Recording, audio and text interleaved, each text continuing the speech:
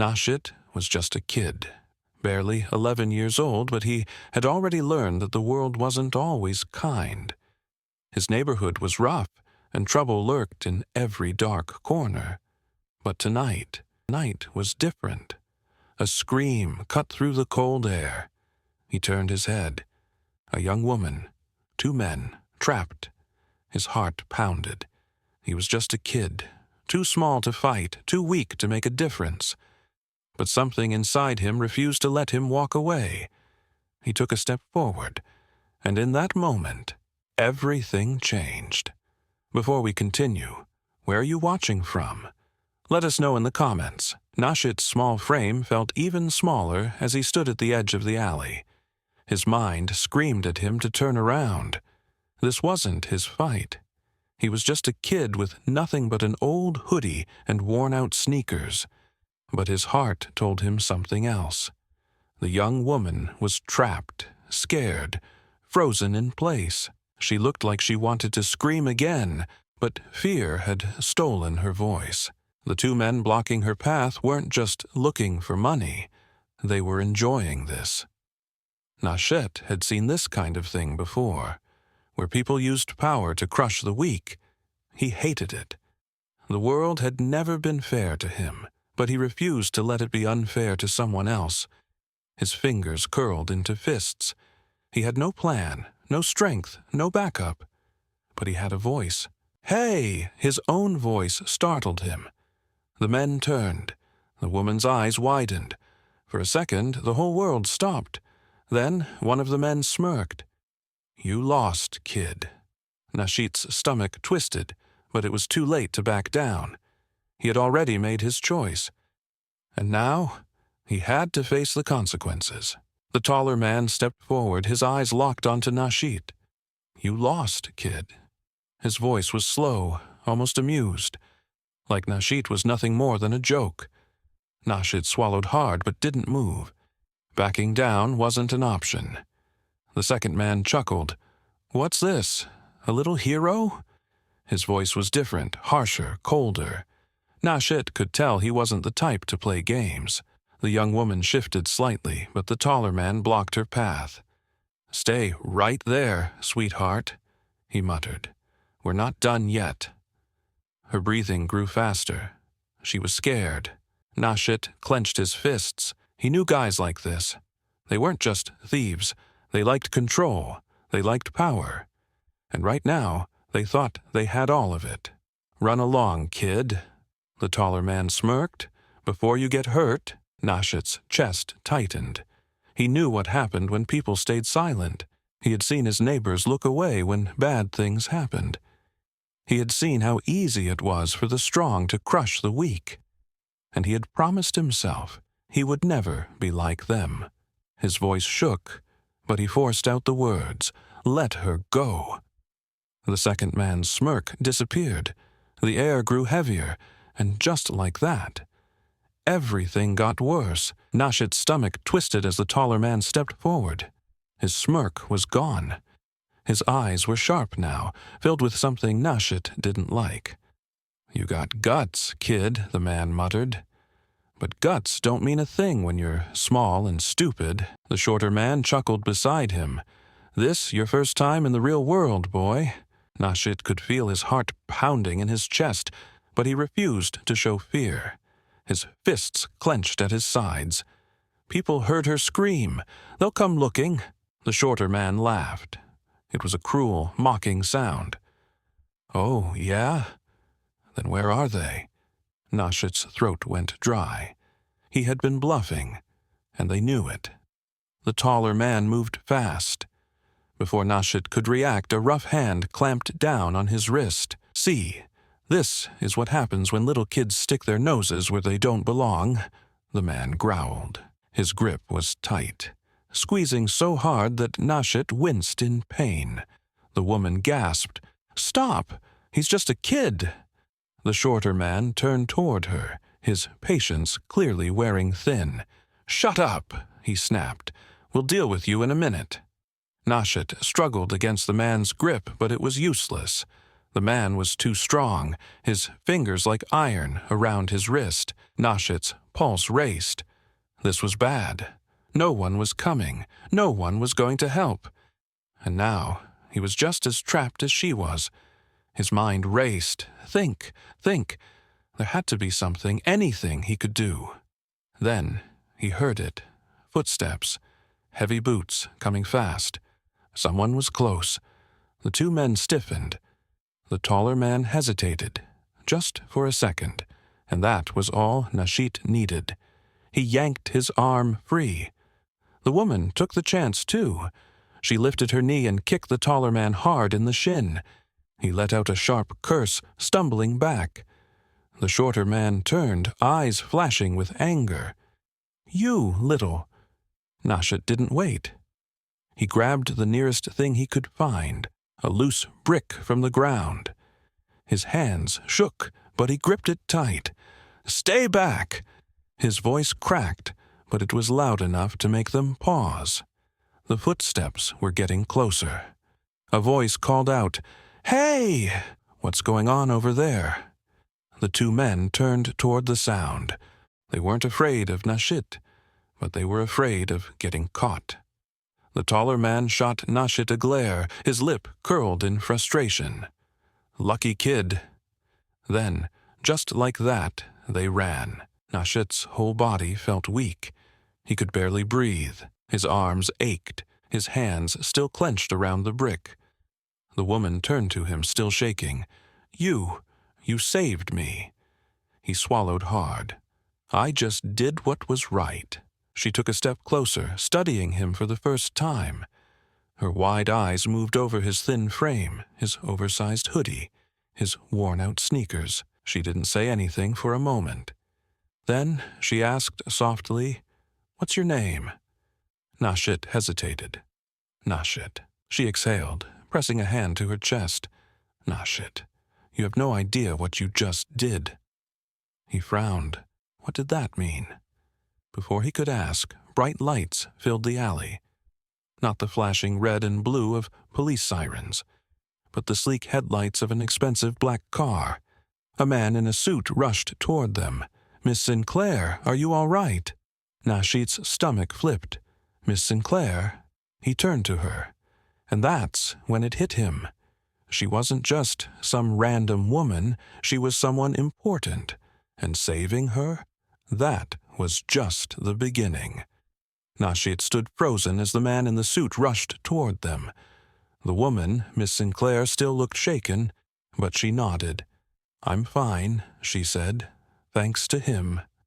The man turned to Nashit, his sharp eyes scanning him. Nashit felt out of place. His clothes were old, his hoodie had holes, and his sneakers were barely holding together. Everything about this scene felt wrong. "Who are you?" the man asked, his voice firm. "Nashit," he mumbled, shifting uncomfortably. The woman turned to the man. "He saved me. Those men. He stood up to them." The man's expression softened slightly, but there was still something unreadable in his gaze. "Get in the car, Miss Sinclair. Your father is waiting." Her father? Nashit watched as the woman hesitated. She turned back to him. "Come with us." His chest tightened. "What?" "Come with us. I want you to meet my father." Nashit shook his head. "No, I should go home." Miss Sinclair frowned. "Where do you live?" He hesitated. He didn't want to say. He didn't want to see the look in her eyes when she realized how different their worlds were. "Not far," he muttered. But the man in the suit didn't seem convinced. He exchanged a glance with Miss Sinclair before nodding toward the car. "Just for a few minutes, Nashit. We'll take you home after." Something about the way he said it made Nashit feel like he didn't have a choice. He stepped into the car, his hands gripping his hoodie. The seats were softer than anything he had ever touched. The inside smelled clean, expensive. He didn't belong here. The car started moving. He glanced at Miss Sinclair. She looked at him, studying him carefully. "Why did you help me?" she asked. He shrugged. "Because you needed help." She nodded slowly. Most people wouldn't have. Nashit didn't answer. After a few minutes, the car pulled up to a massive house. No, not a house, a mansion. His breath caught in his throat. The driveway alone was bigger than his entire neighborhood. The lights from the windows were bright, glowing against the night. "Come on," Miss Sinclair said. Nashit hesitated before following her inside. The moment he stepped through the doors, he felt smaller than ever. The ceilings were high, the floors were shiny, and everything looked too perfect. A man stood in the middle of the room. Older, powerful-looking, with a presence that made Nashit's chest tighten. Miss Sinclair walked up to him. "Dad, this is Nashit. He's the one who saved me." Her father's gaze shifted to him. It was unreadable, assessing. Nashit swallowed hard. He had never been in a place like this. He had never spoken to a man like this. "You helped my daughter," the man said, his voice deep and calm. Nashit nodded. "Yes, sir." There was a pause. "Why?" The question caught him off guard. "Because she needed help." The man studied him for a moment longer before nodding. "Come with me." Nashit followed, his hands tucked into his hoodie. He felt the weight of the moment. He didn't know why, but something about this felt big. They stepped into an office, lined with bookshelves and expensive furniture. The man turned to him. "Do you know who I am?" Nashit shook his head. "My name is Richard Sinclair." Nashit felt like he should know that name. Maybe he had heard it on the news. Maybe on one of the buildings downtown. "You saved my daughter tonight. That means something." Nashit stayed quiet. He didn't know what to say. Richard Sinclair leaned against his desk. "Where do you live?" Nashit hesitated.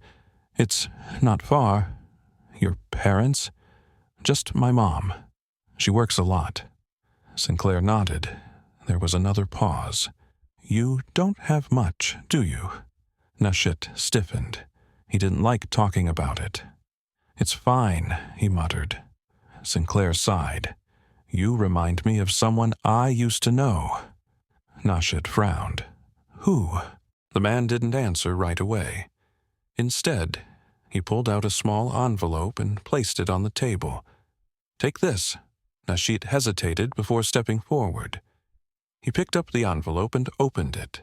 Inside was money. A lot of money. His hands shook slightly. "I don't need this," he said quickly. Sinclair smiled slightly. "It's not charity. It's a thank you." Nashit swallowed. He had never held this much money in his life.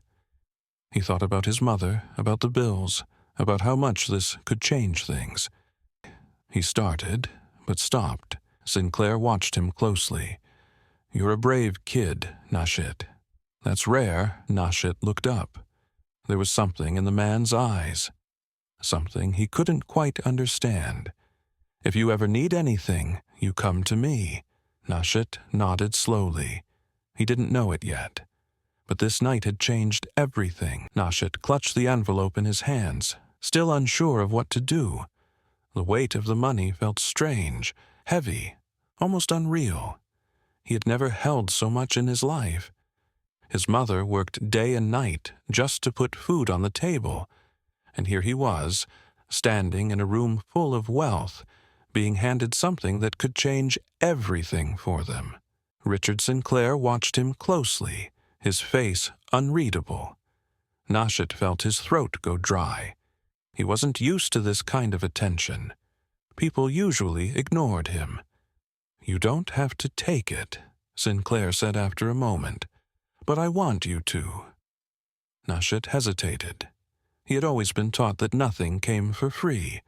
Everything had a price. "Why are you giving this to me?" he asked, his voice quiet. Sinclair leaned back in his chair. "Because I know what it's like to have nothing." That caught Nashit off guard. He frowned. "You? But you have all this." He gestured around the massive office. Sinclair let out a small chuckle. "I didn't always. There was a time when I was just a kid on the streets, too. Just like you." Nashit's eyes widened. He had assumed that men like Sinclair had been born rich, that they never had to struggle. "I didn't grow up in a mansion," Sinclair continued. "I grew up in a tiny apartment, barely big enough for me and my father. My mother left when I was little, and my dad, well, let's just say he wasn't the kind of man who cared much about raising a kid." Nashit stayed quiet, listening. "I spent my childhood trying to survive. I know what it's like to wonder where your next meal is coming from. To feel invisible." Sinclair's voice softened. "That's why I'm giving you this, Nashit. Because I know what it's like to have no one looking out for you." Nashit stared at the envelope, his grip tightening. "This could help my mom," he admitted. "Then take it," Sinclair said simply, but Nashit hesitated. Something didn't feel right. He looked up. "But why didn't you help other kids like me? If you know what it's like." Sinclair sighed. "Because not every kid steps up when they see trouble. Not every kid does what you did tonight." That made Nashit pause. "Most people would have walked away," Sinclair continued. "Even adults. But you stepped in. Even when you knew you could get hurt." Nashit swallowed hard. He didn't think of himself as brave. He just did what felt right. Sinclair tapped his desk. "That tells me everything I need to know about you, Nashit. You're not just a kid from the streets. You're something more." Nashit shifted, unsure how to respond. Sinclair leaned forward, his eyes serious. "Tell me something. If you could do anything, be anything, what would you want?" Nashit frowned. No one had ever asked him that before. He had never even thought about it. "I don't know," he admitted. "Think about it," Sinclair said. "Because this money? It's not just to help your mom. It's to help you, too." Nashit's chest tightened.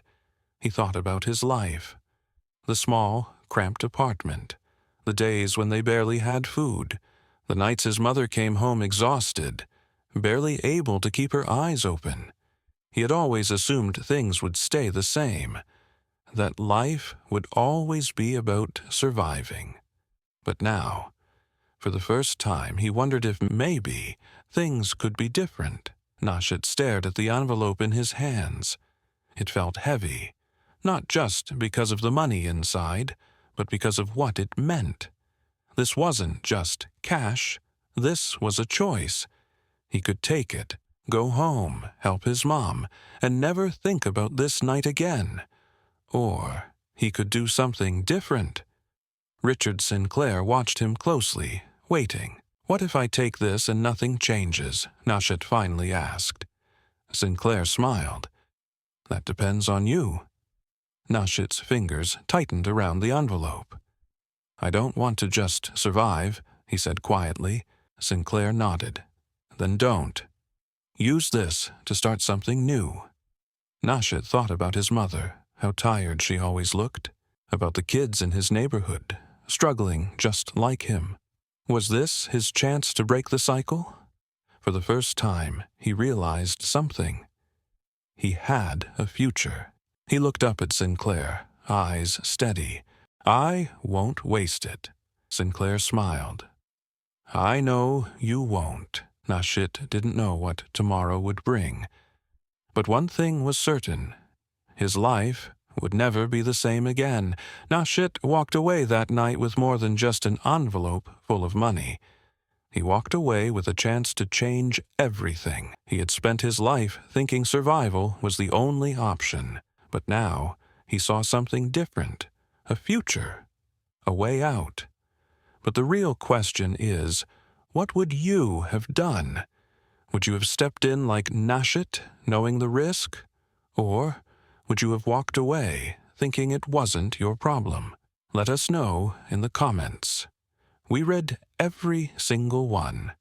And if you believe kindness and courage can change a life, hit that like button. If you love stories that make you think, that challenge perspectives, and that show the power of real-life lessons, subscribe for more. Turn on notifications so you never miss an upload. because sometimes one small act of bravery can change everything, and in the end, it's up to us to decide who we want to be